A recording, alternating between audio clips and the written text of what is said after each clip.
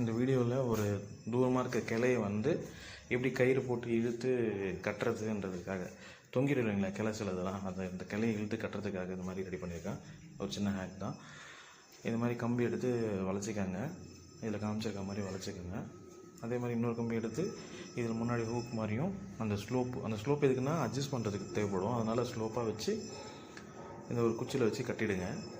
அதுக்கப்புறம் இதே மாதிரி ஒரு உட் பீஸில் கொஞ்சம் லென்த் பீஸில் இந்த மேலே இருக்கிற இதுக்கு செட் ஆகிற மாதிரி, இந்த ஹூக்கில் செட் ஆகிற மாதிரி ஒரு பீஸ் எடுத்து அதில் ஒரு குச்சி, ஒரு ஆணியோ இல்லை ஒரு கம்பியோ செட் பண்ணிவிட்டு இந்த எண்டில் கயிறு கட்டிவிடுங்க. இந்த வீடியோவில் இருக்க மாதிரி இந்த கயிறை டைட்டாக இழுத்து பிடிச்சிட்டு நமக்கு எங்கே மாட்டணும், எந்த கிளையில் மாட்டணுமோ அந்த கிளையில் லெஃப்ட் சைடில் ஃபஸ்ட்டு புஷ் பண்ணி தள்ளுங்க.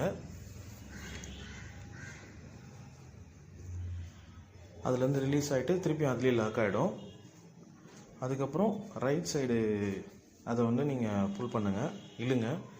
அப்போ அந்த கயிறு உங்கள்கிட்ட வரும். திருப்பி அந்த வீடியோ பாருங்கள். லெஃப்ட் சைடு புஷ் பண்ணிவிட்டு இழுக்கும் போது ரைட் சைடு இழுத்திங்கன்னா இந்த பக்கம் லெஃப்ட் சைடில் இருக்கிறத அதில் ஹூக்கில் மாட்டிட்டு வரும். அப்போ நீங்கள் எங்கே வேணுமோ அங்கே மாட்டிக்கலாம். மறுபடியும் பாருங்கள். கயிறு வந்து ரொம்ப டைட்டாக பிடிக்கக்கூடாது, கொஞ்சம் டைட்டாகவும் பிடிங்க. அதுக்கேற்ற மாதிரி இது லாக் ஆகும்.